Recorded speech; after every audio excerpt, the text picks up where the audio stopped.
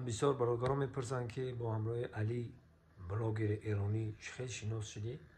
ما راستیگه با واسطه اینترنت شناس شدگیم و با همین ویدیو هم سبب شدگی است. همین ویدیو بسیار مردمی فارس زبان دا صحبت کردیم چند دقیقه پیش.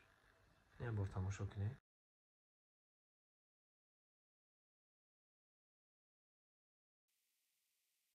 سلام و درودی به پایان با کلی فارزبانان روی دنیا.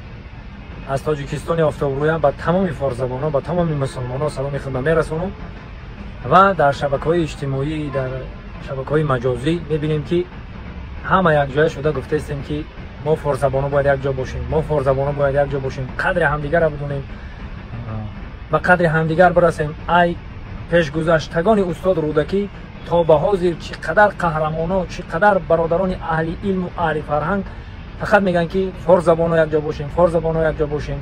خب اینو تماشا کردید. همین سبب شده ما چندین برادرای از افغانستان، از ایران، از سمرقند و بخارا در همین کجایی که فارزبانان هستن، همین سفیر صلح و صلاح، سفیر دوستی، این همیشه سبب شده که ما یک جا شدیم، یک دیگر را یافتیم.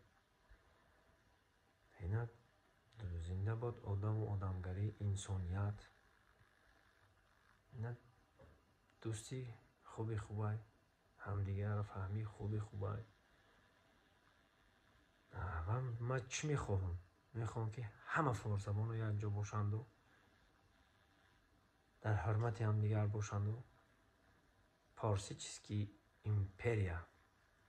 و در آخر برای کل مردم غریب سلامتی میخواهیم و این رقم ها برای گذشتنی سرحد یعنی گرانیتسا علامت زنگ بزنید. شرکت محیدین علاقه 10 سالم که گذشت کارشون شناسا دارن، چی کم و کم بوده دارین پرسان کنین، البته که به شما کمک میکنن.